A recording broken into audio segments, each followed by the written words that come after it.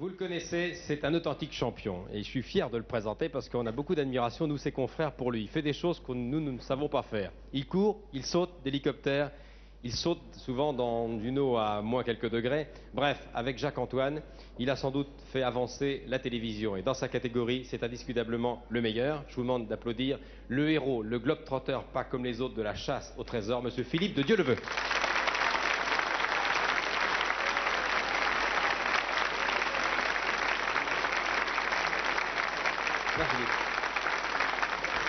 Philippe de Dieuleveux, je lui ai demandé souvent de venir nous rendre visite, seulement il a un emploi du temps très chargé. Vous avez visité combien de pays au cours de cette chasse au trésor? Pas mal, hein? À peu près 80. 80 pays. Combien d'émissions? Une centaine. Une centaine. Là, vous sautez de l'avion, vous arrivez d'où, là? Oui, j'arrive d'un grand voyage. Nous avons été à Hong Il y a des Kong. images, d'ailleurs, Hong Kong, oui. Hong Kong. Nous avons été ensuite en Corée, la République de Corée. Et puis nous sommes allés à Sri Lanka, où il y a encore 48 heures, j'étais au milieu des éléphants, dans une rivière avec l'équipe, Patrick Fabry et Serge Beaupère. C'est un éléphant qu'on vous avait demandé de trouver? Non, il fallait que j'apporte la nourriture à un petit éléphant. Un petit éléphant. Bon, on vous retrouve comme chaque dimanche, maintenant, demain soir sur Antenne 2. Mais vous connaissez le principe de l'émission. Quand on vient, on fait quelque chose d'inhabituel. Et vous, vous avez choisi quelque chose d'inhabituel. Oui, normalement, je devais chanter, puisque vous Oui. m'avez demandé de chanter, mais enfin, j'ai laissé ça aux professionnels. J'ai préféré dire un texte qui m'a marqué. C'est un texte du général MacArthur. Et Que vous connaissiez quand vous étiez scout et que vous aviez 15 ans. Exactement. Qui parle de la jeunesse, parce que je n'aime pas entendre les gens dire « Oh, vous savez, ma vie, elle est derrière moi, ma jeunesse, elle est loin. » Non, je crois pas. Alors, Philippe de Dieuleveux, un hommage à MacArthur, un des héros du Pacifique, c'était en 42, il ne faut pas l'oublier. Philippe de Dieuleveux.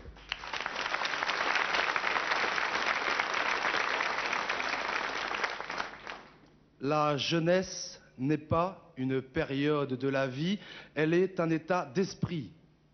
C'est une intensité émotive, un effet de la volonté, une victoire du courage sur la timidité, du goût de l'aventure sur l'amour du confort. On ne devient pas vieux pour avoir vécu un certain nombre d'années. On devient vieux parce que l'on a déserté son idéal. Les années rident la peau, renoncer à son idéal ride l'âme. Les préoccupations, les doutes, les craintes, les désespoirs, ce sont nos ennemis. Lentement, ils nous font pencher vers la terre et devenir poussière. Avant la mort, avant la mort. Jeune, c'est celui qui s'étonne et s'émerveille. Il demande comme l'enfant insatiable, et après, il défie les événements et trouve de la joie au jeu de la vie. Vous êtes aussi jeune que votre foi, aussi vieux que votre doute, aussi jeune que votre confiance en vous-même, aussi jeune que votre espoir, aussi vieux que votre abattement.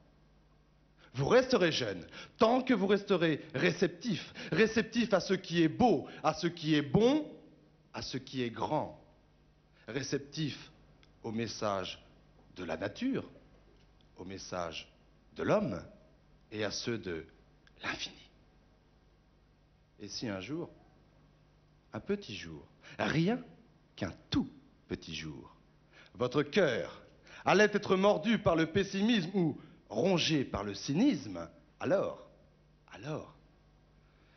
puisse Dieu avoir pitié de votre âme de vieillard.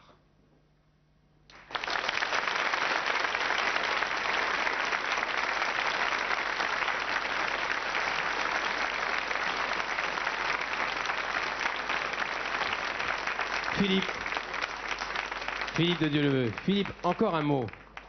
Comment vous avez découvert ce métier? Vous vouliez voyager, vous vouliez être globe-trotter quand vous étiez môme? Je vais reprendre une vieille phrase, je n'ai jamais voulu travailler, je n'ai jamais voulu avoir de vacances. Non, j'ai envie de vivre, et puis quand on a envie de faire quelque chose, eh bien, je crois que... Quand on a le sourire, tout arrive. Quand on veut rentrer dans une maison, il suffit d'ouvrir la porte, dire bonjour, ah, excusez-moi de vous déranger, c'est amusant ce que vous faites là, est-ce que je peux regarder? Et les gens, sur toute la terre, les gens ne vous renvoie jamais, ou pratiquement jamais. Il y a une question que je voulais poser depuis longtemps. Qu'est-ce qu'il y a de plus difficile dans la chasse au trésor? C'est de parler en courant? Non, c'est pas ça, non. Non, le plus difficile, c'est de pouvoir comprendre qu'à Paris, les candidats sont vraiment dans des situations difficiles parce qu'eux, quelquefois, sont à 3 heures du matin, 4 heures du matin, et qu'ils ont des problèmes avec leur conscience. Et réfléchir, c'est difficile. Moi, j'ai aucun problème. Voilà, il n'a pas de problème. Il est breton, il est solide, il est de Saint-Malo, hein? Saint-Malo, oui, Saint-Malo. On salue les Malouins, il y en a dans l'orchestre de Patrick Sébastien. Nous allons nous quitter. Merci Philippe, on se retrouve demain avec Jacques-Antoine. La chasse au trésor demain soir 20h30 sur Antenne. On va terminer maintenant avec celui qui était la vedette de cette émission.